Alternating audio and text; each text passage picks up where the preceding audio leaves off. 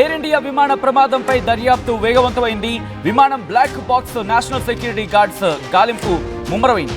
మరి ముఖ్యంగా విమానం బ్లాక్ బాక్స్ కి సంబంధించి నేషనల్ సెక్యూరిటీ గార్డ్స్ ఇప్పుడు అక్కడ చేరుకుని వాటిని గాలించడం మొదలుపెట్టారు. 24 గంటలు గడిచినా ఇంకా బ్లాక్ బాక్స్ ఆచూకీ దొరకలేదు. విచారణలో కీలకంగా మారింది బ్లాక్ బాక్స్, ఎందుకంటే దాని విశ్లేషణ చాలా కీలకంగా మారబోతోంది. ఈ బ్లాక్ బాక్స్ను డీకోడ్ చేయబోతోంది డీజీసీఏ అధికారులు. ఆ బ్లాక్ బాక్స్ని వన్స్ చిక్కిన తర్వాత, ఆ బ్లాక్ బాక్స్ దొరికిన తర్వాత పూర్తిగా విశ్లేషణ చేయడం జరుగుతూ ఉంటుంది. అక్కడ కమ్యూనికేషన్ దాంట్లో రికార్డ్ అవుతుంది. దాంతోపాటు కమ్యూనికేషన్లో ఏం జరిగింది, బ్లాక్ బాక్స్లో ఏం జరుగుతుంది అని, అంటే ఆ కాన్వర్సేషన్ అంతా డిజిటల్ రికార్డర్కి సంబంధించి మాట్లాడుకున్న సందర్భం. బట్ అంతకన్నా ముందు ఈ బ్లాక్ బాక్స్లో ఎటువంటి కాన్వర్సేషన్ జరిగింది, ఏటీసీతో ఎటువంటి కాన్వర్సేషన్ జరిగింది, పైలట్స్ మధ్య ఎటువంటి కాన్వర్సేషన్ జరిగింది, ఆ 30 సెకండ్లు అత్యంత కీలకంగా మారుతోంది. టేక్ ఆఫ్ తీసుకున్న దగ్గర నుంచి క్రాష్ అయ్యేంత వరకు దాదాపుగా 30 సెకండ్లు, అంటే 35 సెకండ్ల నుంచి 49 నుంచి 50 సెకండ్, ఈ 20 సెకండ్ల మధ్యలో ఏం జరిగింది అనేది అత్యంత కీలకం. టేక్ ఆఫ్ తీసుకున్న 17 సెకండ్లు, పోనీ అది కూడా కలుపుకుంటే ఈ 17 అదొక 30, 47 సారీ ఈ 17 అదొక ఈ 17తో పాటు అదొక 10-12 సెకండ్లు, లేకపోతే 15 సెకండ్లు, మొత్తంగా కలుపుకుంటే 30 సెకండ్లు అత్యంత కీలకంగా మారబోతోంది. ఈ 30 సెకండ్లను వాళ్ళు విశ్లేషించబోతున్నారు. ఒకవేళ అక్కడ కూడా డీకోడ్ కాకపోతే అంతకుముందు జరిగిన కాన్వర్సేషన్ ఏంటి, ఎందుకంటే నిమిషాల వ్యవధిలోనే, రిమెంబర్ టేక్ ఆఫ్ చేసుకున్న నిమిషాల వ్యవధిలోనే ఈ ప్రమాదం చోటు చేసుకుంది. డీకోడింగ్ తర్వాతే ప్రమాదానికి గల కారణాలు, ప్రమాదానికి గురైన కారణాలు తెలిసే అవకాశం ఉంటుంది. విమానం వెనుక భాగంలో బ్లాక్ బాక్స్ ఉంటుంది. ఆ విమానం వెనుక భాగంలో ఇక్కడ జరిగిన ఈ విశ్లేషణ అంతా కూడా, ఇదంతా కూడా దాంట్లోనే రికార్డ్ అవుతుంది. ఎప్పటికప్పుడు ఆ బ్లాక్ బాక్స్ని వాళ్ళు సెక్యూర్ చేయడం జరుగుతూ ఉంటుంది. ఇప్పుడు ఇదే కీలకంగా మారింది. దీంతోపాటు అమెరికా నుంచి ఒక ప్రత్యేక బృందం కూడా ఈ ఘటన వెనుక కారణాలను తెలుసుకోవడానికి వస్తోంది.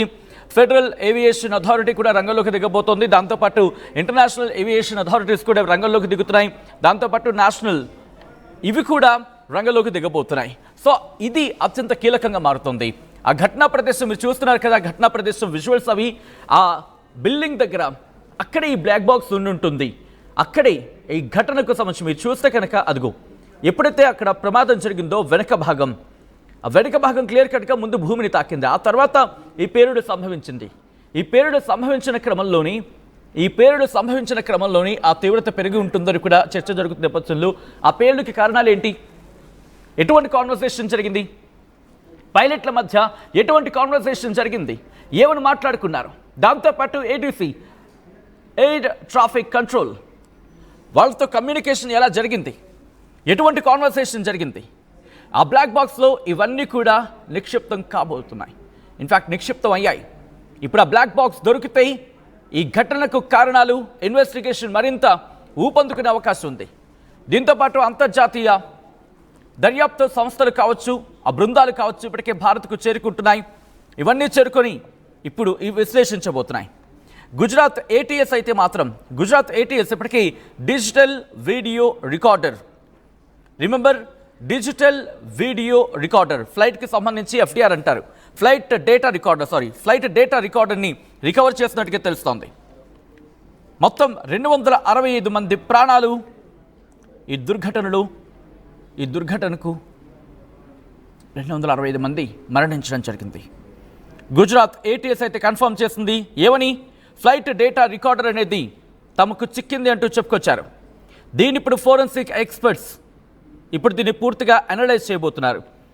ఈ ఫ్లైట్ డేటా రికార్డర్ ఇప్పుడు అత్యంత కీలకంగా మారబోతోంది. దాంతోపాటు ఈ బ్లాక్ బాక్స్ కూడా దొరికితే మరింత వివరణాత్మకంగా, విశ్లేషణాత్మకంగా వెళ్ళే అవకాశం ఉంది. బోయింగ్ 787 ఇటు AI-171 కాదు, దాన్ని ఇప్పుడు మనం మాట్లాడుకుంటున్నాం. AI-171 అది బోయింగ్ 7878కి చెందిన విమానం. అది లండన్ గాట్విక్ వెళ్ళాలి. 241 మంది ఉన్నారు దాంట్లో, 12 మంది క్రూ మెంబర్తో కలిపి మొత్తంగా. ఈ నేపథ్యంలోనే ఇన్వెస్టిగేషన్ ప్రారంభమైంది. ఒకసారి తెలుసుకునే ప్రయత్నం చేద్దాం. అప్డేట్స్ మా ప్రతినిధి కృష్ణమోహన్ అప్డేట్స్ అందించేందుకు సిద్ధంగా ఉన్నారు. కృష్ణమోహన్ ప్రస్తుతం ఈ బ్లాక్ బాక్స్కి సంబంధించి సర్చ్ ఆపరేషన్స్ ఎంతవరకు వచ్చాయి, మరి ముఖ్యంగా అక్కడ బిల్డింగ్ మీద పడిన నేపథ్యంలో, ఆ ఢీ కొట్టిన నేపథ్యంలో బ్లాక్ బాక్స్ ప్రస్తుతం ఎక్కడో చోట ఉండే ఉంటుంది. సో దీనికి సంబంధించి ఆ వెతుకులాట ఎంతవరకు వచ్చింది? సత్యన్న దాదాపుగా 24 గంటలు సమయం అయిపోయింది. ఆల్రెడీ 24 గంటలు ఇదే కాసేపడుతుంటే 25 గంటలుగా అనుకున్నది. ఈ ప్రమాదం జరిగి 24 గంటలు గడుస్తున్నప్పుడు కూడా బ్లాక్ బాక్స్ ఆచూకీ అయితే ఇంకా ఎక్కడ అనేది కనపడ్డది. ఎన్ఎస్సీ దీని మీద పూర్తి స్థాయిలో విచారణ అయితే జరుగుతుంది. చాలా కీలకంగా ఈ బాక్స్ కోసం వెతుకుతున్న పరిస్థితి. కారణం ఏంటంటే పూర్తిగా కూడా అసలుకి విమానం బయలుదేరిన దగ్గర నుంచి యాక్సిడెంట్ అయ్యేంత వరకు కూడా జరిగిన మొత్తం అసలుకి యాక్టివిటీ మొత్తం కూడా ఈ బ్లాక్ బాక్స్ లోనే ఉంటుంది. దానికి పూర్తిగా కూడా సిద్ధమై ఉంటుంది. అయితే ఈ బ్లాక్ బాక్స్ ఇంత పెద్ద బ్లాస్ట్ లో ఉందా లేదా అన్నా కూడా అటువంటి బ్లాక్ బాక్స్ కి ఎటువంటి ఇబ్బందులు జరగవు. ఎంత పెద్ద ప్రమాదం వచ్చినా లేదు ఫైర్ అయినప్పటికీ కూడా అది తట్టుకునే సామర్థ్యం ఆ బాక్స్ లో ఉంటుంది కాబట్టి ఆ విధంగానే దాన్ని తయారు చేస్తారు. కాబట్టి ఆ బాక్స్ కోసం పూర్తిగా కూడా ఇన్వెస్టిగేషన్ అయితే జరుగుతుంది. దానికోసం పూర్తిగా కూడా అన్వేషణ అయితే జరుగుతుంది. ఈ బాక్స్ గానే జరిగితే DGCA director of general of civil aviation పూర్తిగా కూడా దీని మీద విచారణ జరపడానికి కంప్లీట్ గా ఈ వ్యవహారాన్ని నడిపే పరిస్థితి అయితే ఉంటుంది. ఇప్పటికీ కొంత టాప్ రికార్డులకు సంబంధించిన కొంత వ్యవస్థలు మాత్రమే దొరికాయని ఒక సమాచారం అయితే వస్తుంది. దానికి సంబంధించి కొంత వాయిస్ రికార్డు ఏం జరిగింది అనేది కొంత మేరకు మాత్రమే దాంట్లో సమాచారం ఉంటుంది. కాకపోతే ఈ బ్లాక్ బాక్స్ లో మాత్రం పూర్తిగా కూడా అంటే విమానం బయలుదేరినప్పటి నుంచి కూడా విమానం ఎదుర్కొన్న సాంకేతిక లోపాల లేదు సాంకేతిక లోపాలు ఏ విధంగా ఎంత స్థాయిలో దానికి ఏర్పడ్డాయి, దానికి సంబంధించిన డేటా, అలాగే ఆ సంబంధంలో పైలట్లు మాట్లాడుకున్న కోడ్ భాష కావచ్చు, లేదు పైలట్లు మాట్లాడుకునే ఇతర దానికి సంబంధించిన వ్యాఖ్యలు కావచ్చు, వాటన్నిటిని కూడా దాంట్లో రికార్డు అవుతుంది. దానికోసమే ఇప్పుడు తీవ్రంగా ఈ వ్యవస్థ కోసం ఈ బ్లాక్ బాక్స్ కోసం ఆచూకైతే రిపోర్ట్ చేస్తున్న పరిస్థితి. అంటే ఈ బ్లాక్ బాక్స్ ను ఒకవేళ దొరికిన తర్వాత అది డీజీసీఏ కి తీసుకుంటుంది. డీజీసీఏ తీసుకుని దాన్ని డీకోడ్ చేసే పరిస్థితి. డీకోడింగ్ తర్వాతనే అసలు ప్రమాదానికి కారణాలు ఏంటి తెలిసే అవకాశం ఉంటుంది. ఇది మామూలుగా విమానం వెనక భాగంలో ఉంటుంది. సో ఆ విమానం వెనక భాగంలో ఉన్న ఈ బ్లాక్ బాక్స్ ఏ విధంగా అంటే ఈ అంత పెద్ద క్రాష్ అయింది అంటే మామూలుగా అది ఒక సముద్రంలోనో లేకపోతే ఇంకో దగ్గర కురుకుపోయి ఉంటే, లేదు నేల మీద ఒక దగ్గరే కానీ పడి ఉంటే దానికి కొంత దొరికే ఛాన్సెస్ ఎక్కువగా ఉంటుంది. కానీ 24 గంటలు అయిపోయినా కూడా దానికి సంబంధించిన సమాచారం అయితే ఆ బాక్స్ కు సంబంధించిన ఎక్కడ ఆనవాళ్ళు దొరికినట్టుగా లేదనేది అఫీషియల్ గా ఎయిర్ ఇండియానే ప్రకటించిన నేపథ్యం వరకు మాకు ఇంకా బ్లాక్ బాక్స్ దొరకలేదు అనేది ఎయిర్ ఇండియా కూడా స్పష్టంగా ప్రకటించింది. అయితే ఇప్పుడు డీజీసీఏ దీనికి సంబంధించి పూర్తి సమాచారం, అలాగే ఎన్ఎస్జీ కూడా దీనికి సంబంధించి పూర్తిగా కూడా ఎక్కడికక్కడ ఈ బాక్స్ కోసం ఒక ప్రత్యేక బృందం అయితే ఒకవైపు దానికి వచ్చింది. అయితే మరోవైపు అమెరికన్ ఇంటెలిజెన్స్ ఇన్వెస్టిగేషన్ టీం కూడా మరి కాసేపట్లో బహుశా ఈ రాత్రికి ఇండియా చేరుకోబోతుంది అనేది నిన్నే ప్రకటించారు. వాళ్ళు ఆల్రెడీ పోయారు. దానికి సంబంధించి కూడా వాళ్ళకి కొంత ఈ ప్రమాదం మీద కొంత అనుమానాలు ఉన్న నేపథ్యంలో వాళ్ళు కూడా రంగంలో దిగుతున్నారు. అలాగే బ్రిటన్ నుంచి లండన్ నుంచి కూడా వాళ్ళకి సంబంధించిన కొంత వాళ్ళకి సంబంధించిన అధికారులు కూడా ప్రమాద సంఘటనకి బహుశా ఈరోజు సాయంత్రానికి చేరుకుంటారనే ఒక సమాచారం అయితే అందుతోంది. అయితే ఇంత పెద్ద ప్రమాదం జరిగిన తర్వాత ఇప్పుడు కూడా ప్రమాదానికి గల కారణాలు ఏంటి అనేది ఇప్పుడు దాకా కూడా ఎవరు భారతదేశ ప్రభుత్వం కానీ ఎయిర్ ఇండియా కూడా ఎక్కడ ప్రకటించలేదు. ఎయిర్ ఇండియా కూడా దీంట్లో ఏం జరిగింది అని ఇప్పుడు కొంతమంది ఈ కారణాలు లేదు పక్షి కొట్టుకోవడమా, లేకపోతే ఇంజిన్ పనిచేయకపోవడమా, లేకపోతే నావిగేషన్ సంబంధించిన వాహనంలో ఉన్న కింద టైట్స్ కానీ వీటన్నిటి సరిగా బ్లో అప్ కాకపోవడమా, వివిధ రకాలుగా కారణాలు ఎంత చెప్తున్నప్పటికీ కూడా అంటే బేసిక్ గా ఒక ఇంపార్టెంట్ ఇష్యూ అయితే మనకి ఉదయం నుంచి కూడా జరుగుతున్న పరిస్థితి ఏంటంటే విమానాలు ఎగిరే ముందు ఏదైతే రెక్కలు ఉంటాయో రెక్కల్లో ఉన్న ఆ సమయంలో అది ఏ ప్రాంతంలో ఎగరాలి అంటే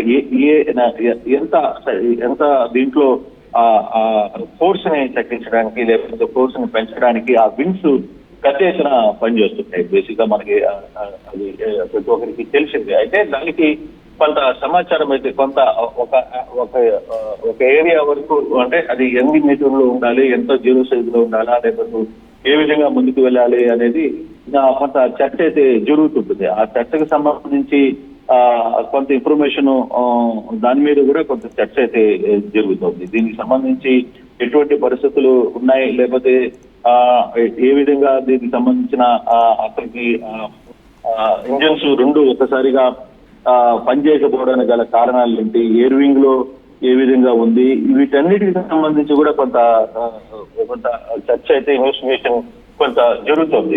ఇటువంటి పరిస్థితులు అంటే ప్రమాదానికి గల కారణాలు వివిధ రకాల కోణాల్లో ఆలోచిస్తున్నారు. ఒకటి, దీని వెనక ఏదైనా కుట్ర ఉందా, ఏం జరిగింది అనేది ఒకటి. రెండవది, మరోవైపు దీనికి సంబంధించి కేవలం అంటే కెప్టెన్ కూడా ఒక మాట మాట్లాడు. కెప్టెన్ సుమిత్ సబర్వాల్ చివరి మాటల్లో మేడే ట్రస్ట్ లేదు, శక్తి కోల్పోతున్నాం, ఎత్తలేకపోతున్నాం అనే ఒక సంభాషణ జరిగింది అనేది వాయిస్ క్యాప్టర్ లో వినపడుతుంది. ఆల్మోస్ట్ ఆల్ తన సిగ్నల్ ని మేడే ట్రస్ట్ లేదు అని అంతగా కెప్టెన్ సుమిత్ సబర్వాల్ ఏబీసీకి ఆయన ఒక సమాచారం అందించారు. దాని అర్థం ఏంటంటే మేడేలో ట్రస్ట్ లేదు, శక్తి కోల్పోతున్నాం, ఎగరలేకపోతున్నాం అనేది దాని అర్థం. అంటే ట్రస్ట్ అంటే విమానం ముందుకు కదలడానికి అవసరమైన ఫోర్స్ ని ఇది విమానం ఎగిరేటప్పుడు చాలా కీలకం. ఎందుకంటే ఒక బరువున్న దాదాపుగా 266 మందుల వ్యక్తులని అది మోసుకుని వెళ్ళేటప్పుడు ఒక ఫోర్స్ లో అది ముందుకి వెళ్లాల్సిన పరిస్థితి.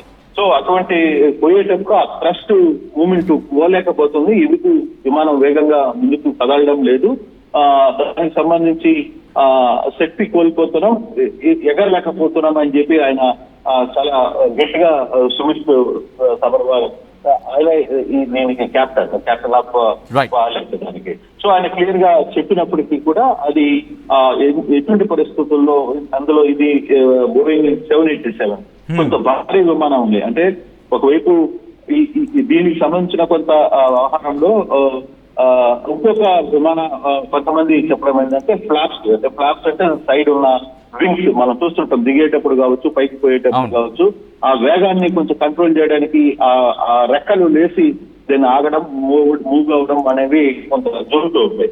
సో అటువంటి జరిగేటప్పుడు కూడా అది అంటే ఆ ఫ్లాప్స్ 5.15 యాంగిల్ లో గానీ ఉండాలి. అంటే 5.15 యాంగిల్ లో గానీ ఉంటే ఆ ఫ్లాప్ ఓపెన్ అయితే అది ఫోర్స్ లో పోతున్నట్టుగా కొంత సమాచారం. అప్పుడే అది సులభంగా ఎగిరే అవకాశం ఉంటుంది. ఆ విమానం వీడియోలో కానీ కనపడుతున్నట్టుగా కొంతమంది ఎక్స్పర్ట్స్ చెప్తున్నట్టుగా ఫ్లాప్స్ 0 యాంగిల్ లో ఉన్నాయి. అంటే అసలు పూర్తిగా కూడా ఆ ఫ్లాప్స్ పైకి మూవ్ కాలేదు అనేది ఒక చర్చ జరుగుతుంది. దాని కారణంగా కూడా విమానంలో సాంకేతిక సమస్య జరిగిందా లేదా అనేది కూడా లేదు. ల్యాండింగ్ గేర్ మూవ్ చేసే క్రమంలో కూడా ఫ్లాప్స్ మూస్తున్నాయా అనే ఒక చర్చ కూడా జరుగుతుంది. సో ఇంత దీనివల్లనే ఇంజన్ కి శక్తి అందించలేని క్రమంలో పట్టు కోల్పోయిందా అనే ఒక ఇది కూడా అందుకే తక్కువ ఎత్తులోనే ప్రయత్నం జరిగింది అనేది కూడా కొంత చర్చ జరుగుతుంది. సో ఇటువంటి చాలా కాంబినేషన్స్ ఉన్నాయి సత్యంగా. ఇవన్నిటికి వివరాలు తెలియాలి అనుకుంటే బ్లాక్ బాక్స్ ఎక్కడ ఉందో అనేది డెఫినెట్ గా తెలియాల్సిన పరిస్థితి ఉంది. దానికోసం ఎన్ఎస్జీ చాలా సీరియస్ గా ఎఫెక్ట్ చేస్తుంది. ఆ ఎన్ఎస్జీ జరుగుతున్న ఈ ఎఫెక్ట్ లో ఎంతవరకు బాక్స్ లో ఉన్న ఈ జరిగిన ప్రమాదానికి గల కారణాలు టెక్నికల్స్ లాగా ఉన్నాయా లేదా ఏదైనా కుట్రకోణం ఉందా, అన్ని పర్ఫెక్ట్ గానే ఫ్లాప్స్ కావచ్చు, లేకపోతే ఎయిర్ గార్డ్ కావచ్చు, లేకపోతే ఇవన్నీ కూడా పర్ఫెక్ట్ గానే పనిచేసాయా అనే యాంగిల్ లో కూడా కొంత చూడాలి. సో ఈ యాంగిల్ లోనే ఈ వ్యవహారం అంతా కూడా జరుగుతుంది. అందులో సుమిత్ చెప్పిన వ్యాఖ్యలు చాలా కీలకంగా మారుతున్నాయి. సుమిత్ ప్రెజర్ ట్రస్ట్ లేదు, అంటే ప్రెజర్ రావట్లేదు, పైకి మూవ్ కావడానికి తగిన శక్తిని ఇంజన్ అందుకోలేకపోతుంది, అదికే ఎత్తుకి ఎగరలేకపోతున్నామని చెప్పి ఆయన మాట్లాడిన వ్యాఖ్యలను కూడా కొంత అక్కడ ఉన్న జరిగిన ఇన్సిడెంట్ కి ఏమై కారణాలు ఉంటాయని చూడాలి. అయితే ఇవన్నీ కూడా బయటపడాలి, ఒక విచారణ జరగాలి అని అనుకుంటే ముందు బ్లాక్ బాక్స్ అయితే చాలా. అందుకే ఎయిర్ ఇండియా కూడా దీని మీద 24 గంటలు గెలిచినా కూడా ఎక్కడ దాని మీద పూర్తి స్థాయి నివేదన లేదు. ఇది ప్రమాదానికి గల కారణాలు ఏంటి అనేది అటు ప్రభుత్వం కావచ్చు, అటు ఎయిర్ ఇండియా కావచ్చు, ఎక్కడ అఫీషియల్ గా చెప్పాలి ఈ పరిస్థితిగా మనం చూడాలి. రైట్. రెడ్ కృష్ణమోహన్ అది మా ఏపీ ఇన్పుట్ ఎడిటర్ కృష్ణమోహన్ చెబుతోంది. ఆ బ్లాక్ బాక్స్ కి సంబంధించి ప్రస్తుతం సెర్చ్ ఆపరేషన్ కొనసాగుతోంది. ఎయిర్ ఇండియా విమాన ప్రమాదంపై దర్యాప్తు వేగవంతమైంది. విమానం black box national security guards దానికోసం గాలింపు చర్యను వేగవంతం చేశారు. 24 గంటలు గడిచినా ఇంకా ఆ బ్లాక్ బాక్స్ దొరకలేదు. ఆచూకీ ఎక్కడుందో ఇప్పటివరకు లభ్యం కాలేదు. విచారణలో కీలకంగా మారింది బ్లాక్ బాక్స్. దాని విశ్లేషణ తర్వాత అసలు నిజాలు బయటకు రాబోతున్నాయి. బ్లాక్ బాక్స్ ను డీకోడ్ చేసేందుకు డీజీసీఐ కూడా వెంటనే అప్రమత్తమై వెంటనే రంగంలోకి దిగబోతోంది. డీకోడ్ తర్వాతే ప్రమాదానికి కారణాలు తెలిసే అవకాశం ఉంది. విమానం వెనుక భాగంలో ఉంటుంది ఈ బ్లాక్ బాక్స్. ఈ బ్లాక్ బాక్స్లో మరి ముఖ్యంగా కాక్పిట్లో జరిగే దాంతోపాటు విమానం జరిగే కాన్వర్సేషన్ మరి ముఖ్యంగా పైలట్లకు సంబంధించి పైలట్ల మధ్య జరిగే కాన్వర్సేషన్ అనేది తెలుస్తుంది. ఈ బ్లాక్ బాక్స్ అనేది విమానాల్లో ఉంటుంది. ఒక ఇంపార్టెంట్ పరికరం కింద మాట్లాడుకోవాలి. ఇది చాలా స్ట్రాంగ్గా ఉంటుంది, ఎందుకంటే ఉష్ణోగ్రతలను తట్టుకోగలదు. దాంతోపాటు కాక్పిట్ వాయిస్ రికార్డర్ అంటారు. పైలట్ అలాగే ఎయిర్ ట్రాఫిక్ కంట్రోల్కి మధ్య జరిగే ఆ కాన్వర్సేషన్స్, దాంతోపాటు క్యాబిన్లోని ఇతర సౌండ్స్ కూడా రికార్డ్ చేస్తుంది అనేది మనకు అందుతున్న సమాచారం. దీంతోపాటు ఫ్లైట్ డేటా రికార్డర్ అనేది విమానం వేగం ఏంటి, దాని ఎత్తు, దాని ఆల్టిట్యూడ్ ఏంటి, అట్ ద సేమ్ టైం దాని ఆల్టిట్యూడ్ ఎంతవరకు వెళ్ళింది, ఈ ఇన్ఫర్మేషన్ కూడా దాంట్లో రికార్డ్ అయ్యే అవకాశం ఉంది. అలాగే ఆ ఇంజిన్ పనితీరు ఎలా ఉంది, దాని డైరెక్షన్స్ ఏంటి, ఇవన్నీ కూడా మెకానికల్ డేటా కూడా రికార్డ్ చేస్తుంది అనేది మనకు అందుతున్న సమాచారం. దీంతోపాటు డ్యూరబుల్ కేసింగ్కి సంబంధించి బ్లాక్ బాక్స్ గురించి మాట్లాడుకున్నప్పుడు దాని డ్యూరబిలిటీ గురించి మాట్లాడుకుంటూ ఉంటారు. అంటే అది ఎలా తట్టుకుంటుంది, మరి ముఖ్యంగా అత్యంత ఉష్ణోగ్రత మనం మాట్లాడుకుంటూ ఉంటాం. టెంపరేచర్స్ చాలా పీక్స్కి వెళ్ళిపోయే సందర్భం, లేకపోతే హెచ్చు దగ్గరికి సంబంధించి సో ఎటువంటి ఉష్ణోగ్రతలైనా తట్టుకోగలదు. దాంతోపాటు ప్రెషర్కి సంబంధించి అలాగే నీటి లోతులోకి వెళ్ళినా అది కాపాడుకుంటుంది తనకి తాను. అంటే అంత డ్యూరబుల్గా ఉంటుంది. దాంతోపాటు ఇంకా మాట్లాడుకుంటే అండర్ వాటర్ లొకేషన్ బెకాన్ అని కూడా ఉంటారు. బ్లాక్ బాక్స్కి సంబంధించి నీటిలో పడిపోయినా దాన్ని కనుగొనడానికి సౌండ్ సిగ్నల్స్ పంపించే ఒక పరికరం కింద మాట్లాడుకుంటూ ఉంటారు. ఇవన్నీ కూడా దాంట్లో ఉంటాయి. దాంతోపాటు అనేక అంశాలు ఉంటాయి. ప్రమాదానికి గురైన సమయంలో చివరి 25 నుంచి 30 గంటల పాటు డేటాను స్టోర్ చేస్తుంది. ఇది ఇంకా 1100 డిగ్రీల సెల్సియస్ వరకు కూడా తట్టుకోగలదు. నీటిలో సుమారు 30 రోజుల వరకు సిగ్నల్స్ పంపించగలదు. రిమెంబర్, నీటిలో పడిపోయినా 30 రోజుల వరకు కూడా సిగ్నల్స్ పంపించగలదు. ప్రమాదం ఎలా జరిగింది అనే వివరాలు తెలుసుకోవడానికి ఈ బ్లాక్ బాక్స్ ఉపయోగపడుతుంది. భవిష్యత్తులో అలాంటి ప్రమాదాలు మళ్ళీ జరగకుండా నివారించడానికి ఇది ఉపయోగపడుతుంది. విమాన ప్రయాణ భద్రతను మెరుగుపరచడానికి ఉపయోగపడుతుంది. ఇలా అన్నింటినీ కూడా ఇది అక్కడ జరిగే కాన్వర్సేషన్ని ప్రధానంగా రికార్డ్ చేయడం, ఆ తర్వాత ఎటువంటి ప్రమాదాలు జరగకుండా ఉండేందుకు ఇది ఉపయోగపడుతుంది.